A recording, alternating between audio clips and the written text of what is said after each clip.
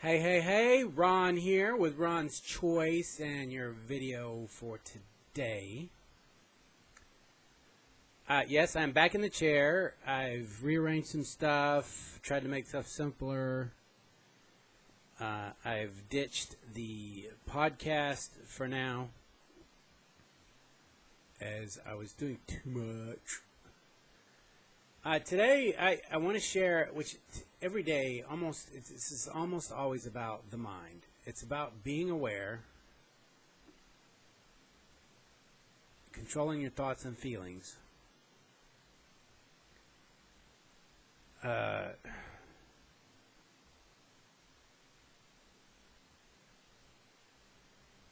see, what did I write down today? There's a thing that gets me where people say, follow your heart. Well, listen to your heart. What does your gut say? And after years of looking at that,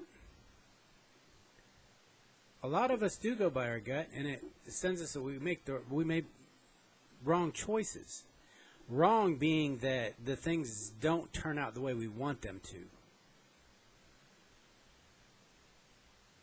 Therefore, you have to start looking at, how am I making my decisions? If you want to change, again, if you're watching the video, you're looking for something different. You're looking for some answers. You're looking for some perspective. It's kind of like a computer. They say GIGO, garbage in, garbage out. Your mind's the same way. And not necessarily with garbage. It's just what goes in your head. Now, some people will say, oh, it's programming. We've been programmed by the media. We've been programmed. I honestly don't feel that there's anyone out there purposely trying to program you into a certain way. We just have beliefs that whatever culture, wherever you grew up in the world, whatever part of the world you grew up in, even in the United States, depending on if you grew up in the South, in the North, the East, the West, you have different cultures, you have different philosophies, different beliefs. And your parents teach you what they know. They teach you the best they can. And depending on what your purpose was when you came here, you just follow it. And there's nothing wrong with that. That's what makes the world go round. But there's some of us that question. We come questioning, and we want more. We want something different. There was a lot that I wanted to change, that I have changed over the years. And sometimes I question why, but it doesn't matter why I came here that way. I was very shy, very introverted. I had a lot of stomach issues because I was always nervous. And unfortunately, my daughter inherited that, my youngest. Just the nervous stomach. On the outside, she seems very confident. But I think that's to make up for... she can seem very brash, but I think that's to make up for her insecurities. Me, on the other hand, I wasn't that way. I was very withdrawn, and I didn't like it. I was attracted to people that were outgoing, on the edge, very confident.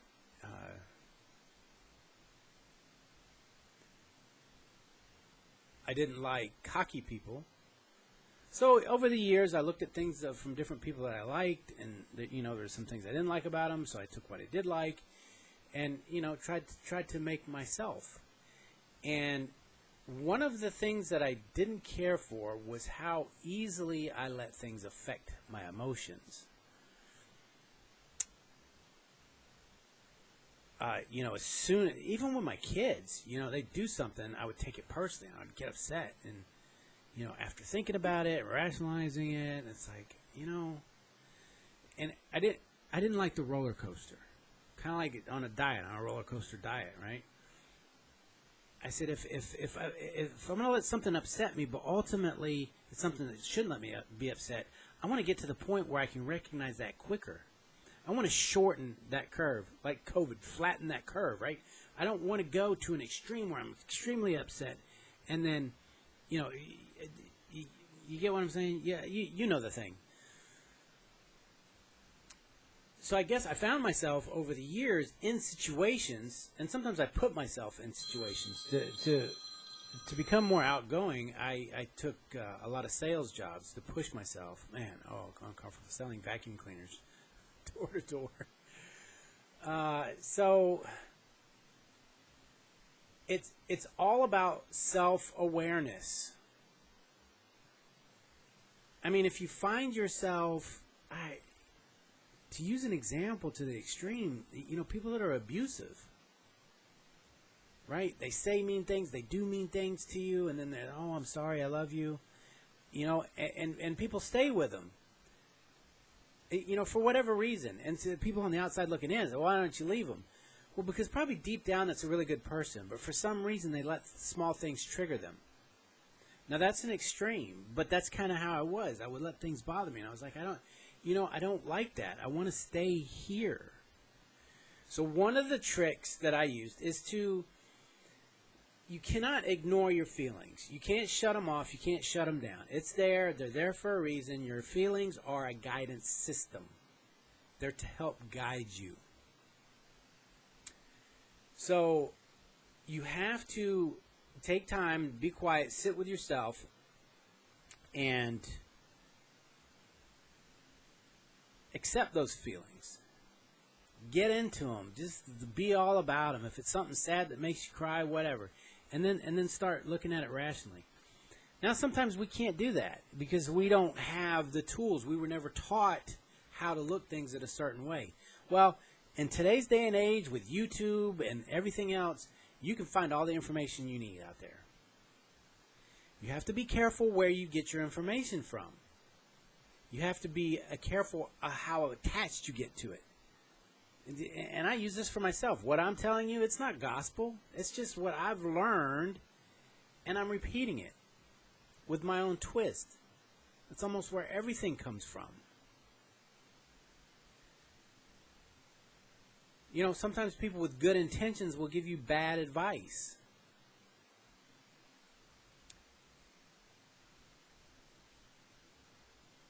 I used to think, being in control is not a good thing. But it is. Now, am I like a robot where I don't have any feelings and I'm in control of everything? No. But I'm able to analyze much quicker these days whether I should be upset about something. And there's a lot of things that you really shouldn't be upset about. I know traffic still gets me. And I'm trying to let that go. Some things I let bother me just to have fun with it, just to screw with people. Because I think some people do things that, I'll say it, they do stupid things because somehow, for some reason, they're wanting that negative attention from someone because of the stupid things they're doing. So if I find myself in that situation, I oblige them. It's not something I carry around with me. I'm going to tell you right now that there's a direct correlation with how you feel and how you think in your physical body. Now, there's books out there that'll tell you if you have a cough, it's because it's something you say. If you have a headache, it's because this problem or that problem. I don't think there's anything definite. I think we probably all carry our problems differently. But stress, anxiety, anger, those usually manifest in your body somewhere, somehow, as an ailment. So that's one way that I've been able to keep myself healthy is my mental health.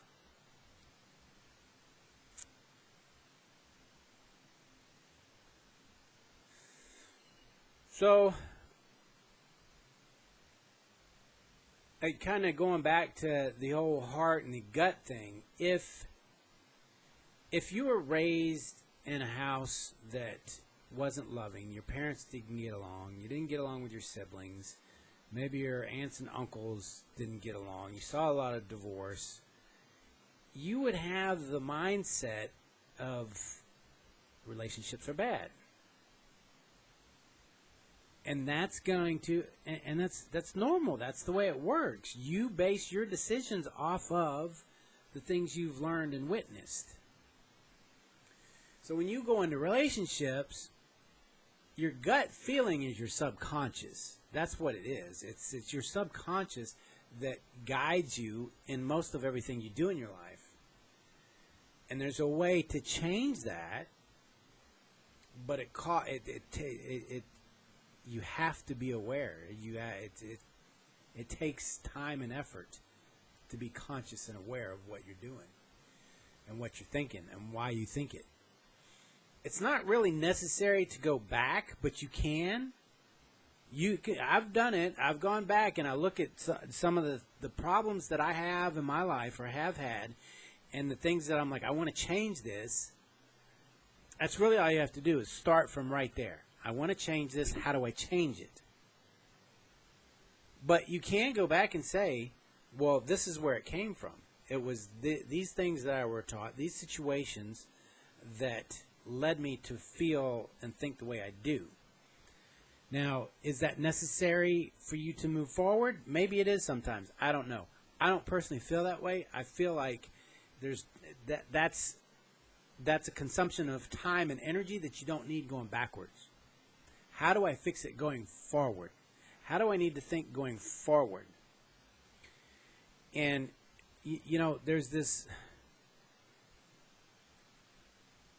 idea of thinking positively. And it's not, for me, it's not, oh, woohoo, everything's great and okay. It's okay to say, today sucked. Yesterday, there was a couple of things that happened. I was like, what the? But I was able to turn it around quickly because I know everything works out in my favor. Even though it might not look like it at the time. And I've related that to law of attraction, the universe, or that's just the way it is. If you don't allow something to get you down and let it disturb your peace of mind, and you keep moving forward to the goal you want, you're going to get it. It's easier when your mind is clear and you're aligned with who you really are and your higher self, and you let the universe help you and guide you instead of letting your past experiences guide you. It helps you to get to where you're going. But if you keep digging in your past, that's what's going to keep coming up. So,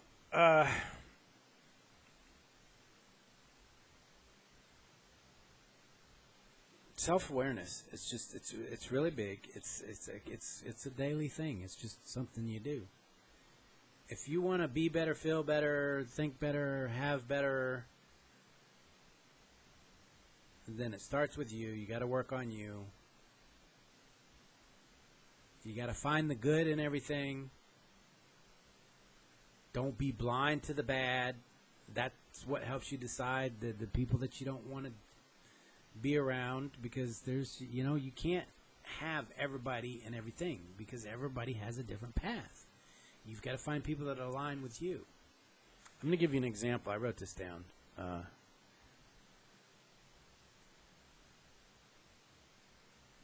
I'm going to do it tomorrow. This has gotten long. Okay. I'm done. I'm going to think of a good ending clothesline. Peace. I love you.